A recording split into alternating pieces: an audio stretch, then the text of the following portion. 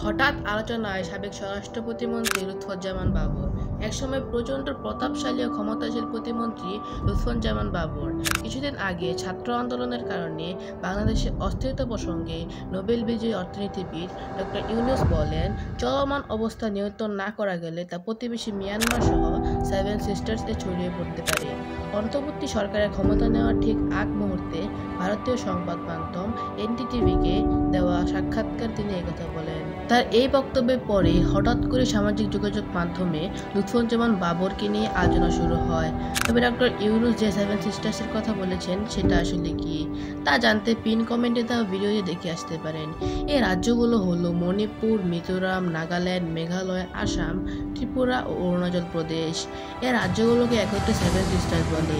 অনেকেই মনে করেন লুৎফুজ্জামান বাবর ভারতের কাছে একটি আতঙ্কের নাম। লুৎফুজ্জামান বাবর 7 সিস্টার্স এই বিদ্রোহী দল বানিয়ে ভারতকে অস্থিতিশীল করে তুলেছিলেন। চীন ও পাকিস্তান মিলে ভারতের যতটুকু ক্ষতি করতে পারেনি যা লুৎফুজ্জামান বাবর করতে পেরেছেন। 2004 সালে তিনি 10 ট্রাক গোলাবারুদ ভারতে পাঠাতে চেয়েছিলেন। তখন তা নিজেদের দেশে গৃহযুদ্ধে অবতীর্ণ ছিল। অরুণাচল প্রদেশ, আসাম, ত্রিপুরা, নাগাল্যান্ড ও মেঘালয় মূল ভারত থেকে আলাদা হতে চেয়েছিল। এখন আসা যাক লুৎফুজ্জামান বাবর সম্পর্কে। 1958 সালের 10ই অক্টোবর জন্মগ্রহণ করেন লুৎফুজ্জামান বাবর। তার প্রাতিষ্ঠানিক শিক্ষা এইচএসসি পর্যন্ত। 1991 সালে প্রথম নেত্রকোনা থেকে সংসদ সদস্য নির্বাচিত হন বাবর। এছাড়া 1996 সালের 15ই ফেব্রুয়ারি বিতর্কিত নির্বাচনেও তিনি সংসদ সদস্য নির্বাচিত হয়েছিলেন। সর্বশেষ 2001 সালে লুৎফুজ্জামান বাবর নেত্রকোনার একটি আসন থেকে সংসদ সদস্য নির্বাচিত হন।